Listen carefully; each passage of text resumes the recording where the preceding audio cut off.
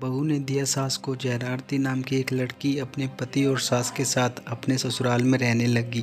कुछ दिनों के बाद आरती को आभास होने लगा कि उसके साथ सास के साथ पटरी नहीं बैठ रही है। सास पुराने ख्यालों वाली थी और बहू नए विचारों वाली। आरती और उसके सास का आए दिन झगड़ा होने लगा।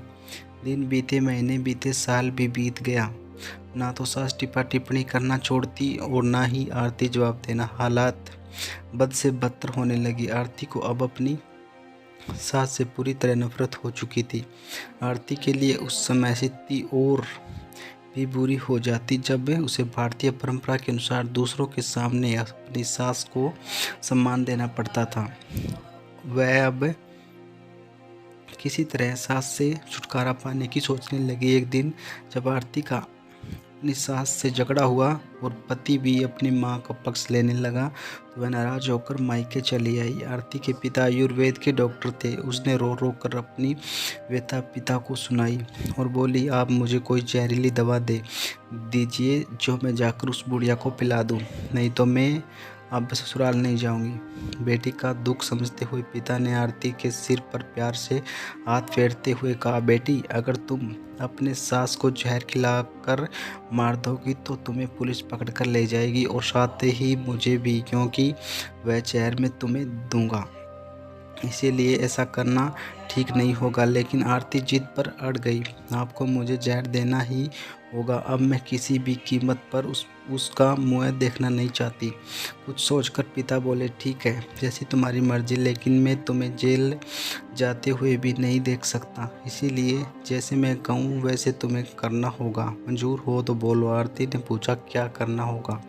पिता ने एक पुड़िया में जहरजा पाउडर बांधकर आरती के हाथ में देते हुए कहा, तुम्हें इस पुड़िया में से सिर्फ एक चुटकी जहर रोज अपने सास के भोजन में मिलाना है। कम मात्रा होने से वह एकदम से नहीं मरेगी, बल्कि धीरे धीरे आंतरिक रूप से कमज़ोर होकर 5-6 महीनों में मर जाएगी। लोग समझेंगे कि वह स्वाभाविक मौत मर गई।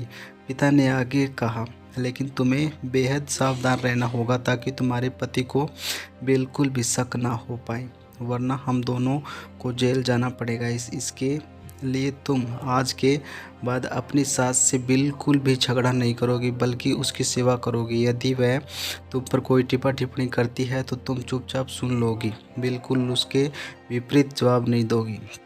बोलो, कर पाओगी यह सब? आरती ने सोचा, 6 महीनों की ही तो बात है, फिर तो छुटकारा मिल ही जाएगा। उसने पिता की बात मान ली और जहर की पुड़िया लेकर ससुराल चली आई। ससुराल आते ही अगले ही दिन से आरती ने सास की भोजन में रोजाना एक चुटकी जहर मिलाना शुरू कर दिया। साथ ही उसके पति अपना बदलाव भी बदल लिया।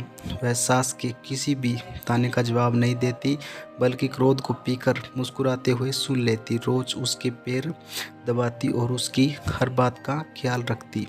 सास ने पूछ पूछ कर उसकी पसंद का खाना बनाती और उसकी हर आज्ञा का पालन करती। कुछ हफ्ते बीतते बीतते सास के स्वभाव में परिवर्तन आना शुरू हो गया। बहू की तरफ से अपने तानों को प्रति उत्तर न पाकर उसके ताने अब कम हो चले थे, बल्कि वह कभी कभी बहू के सेवा के बदले आशीष भी देने लगी थी। धीरे धीरे 4 महीने बीत गए। आरती नियमित रूप से रोज सास को एक चुटकी जहर देती आ रही थी, किंतु उस घर का माहौल अब एकदम से बदल चुका था। सास बहू का झगड़ा पुरानी बात हो चुकी थी।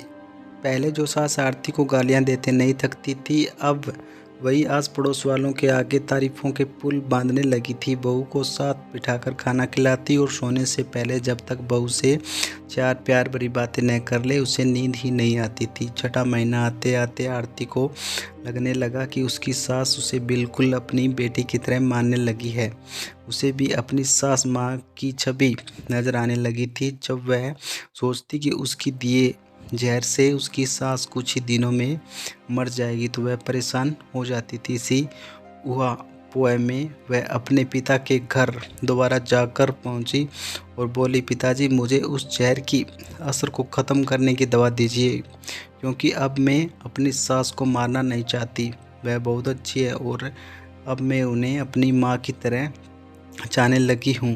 पिता ठठाकर हंस पड़े और बोले, जहर कैसा जहर? मैंने तो तुम्हें जहर के नाम पर हाजमे का चूर्ण दिया था। हा हा हा।